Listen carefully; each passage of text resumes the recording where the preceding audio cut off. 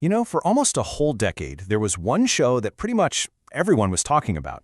It wasn't just breaking records, it was completely changing the game for what we thought TV could be. So, what was the magic recipe? How did Game of Thrones become this global obsession? Well, that's what we're going to dive into. Let's break down exactly what made this thing a phenomenon. All right, let's kick things off with just a number. Take a look at this. 59. Now, what do you think that could be? The number of major characters who bit the dust? Maybe the number of swords they melted down for the Iron Throne. I mean, who knows, right? Whatever you're thinking, just hang on to that thought. We are definitely coming back to this, and believe me, it is a huge piece of this whole puzzle. Okay, so every epic story has to start somewhere, right?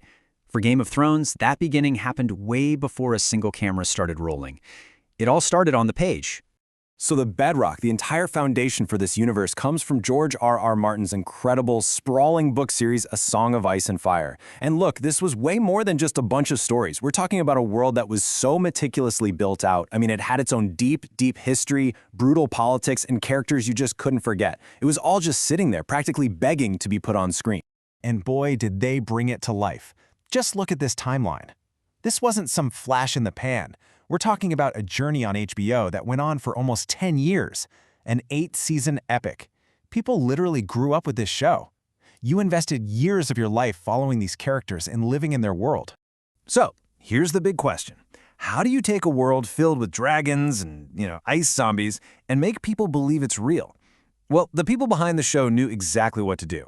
The secret was to ground all that fantasy in details that felt totally tangible, totally immersive, stuff you could almost reach out and touch. And a massive part of that realism, they actually went there. Instead of just plopping actors in front of a green screen, the production was truly global.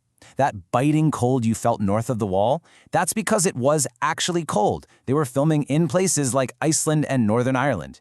And the sweltering heat of King's Landing, you could practically feel it because they were on the streets of Croatia and Spain. It gave every single kingdom its own unique, authentic feel that you just can't fake. And this obsession with detail, it went to some pretty wild lengths. Think about the Dothraki. The actors weren't just making up sounds and hoping for the best. No way. The show actually hired a professional linguist to invent an entire, fully functional language, Dothraki, completely from scratch. I mean, that's the kind of insane world building we're dealing with here. You can see that same dedication in what is probably the show's most iconic symbol of all, the Iron Throne. And just look at it. It's not some comfy gilded chair, is it? It's a monster, a twisted, jagged thing built from the swords of conquered enemies. It's the perfect visual, right? It just screams that ruling in Westeros is a brutal, painful business. Okay, so a believable world is awesome, but that's really only half the story. The show's true power, what really hooked everyone, was how it told its story. It completely threw out the TV rulebook, and that's what kept us all on the edge of our seats. Remember this line from Cersei? When you play the Game of Thrones, you win or you die. Wow, that pretty much sums up the whole show. And the writers wasted no time proving they weren't kidding.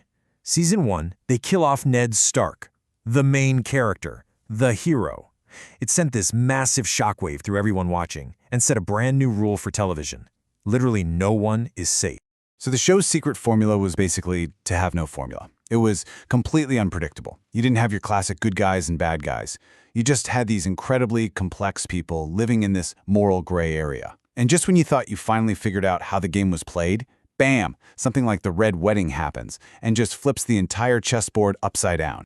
And you know what? All that brilliant storytelling was backed up by some absolutely incredible craftsmanship on the technical side. And trust me, the critics and the rest of the industry definitely took notice. I mean, just think about the dragons. For the longest time, visual effects good were something you only saw in giant Hollywood blockbusters. But Game of Thrones, they brought that movie-level CGI right into our living rooms. They made Daenerys' dragons feel completely, terrifyingly real. It set a whole new bar for what TV could look like. And that brings us right back to that number from the start. Remember this? 59? Well, that is the absolutely staggering, record-breaking number of Emmy Awards that Game of Thrones won. 59. It made it one of the most awarded shows in the history of television. Just a stunning testament to its incredible artistry and technical genius. But look, the awards are one thing. The show's real impact went so much further. It just seeped into our culture, you know? It became way, way bigger than just another show you watch on TV. It really turned into a weekly global event. This wasn't something you just watched and forgot about. No, this was something you had to talk about, to debate. It fueled this whole universe of fan theories online, and that passion, of course, led to a huge wave of merchandise. It even started a new travel trend called set jetting, where fans would fly all over the world just to see the real-life locations for themselves. So, when you boil it all down, Game of Thrones was really a perfect storm, wasn't it? You had this incredibly rich source material, you had storytelling that was absolutely fearless, and you had a production that looked like a blockbuster movie. It's just a powerful reminder of how one shared story can bring the whole world together. And it kind of leaves you with this one big question, right?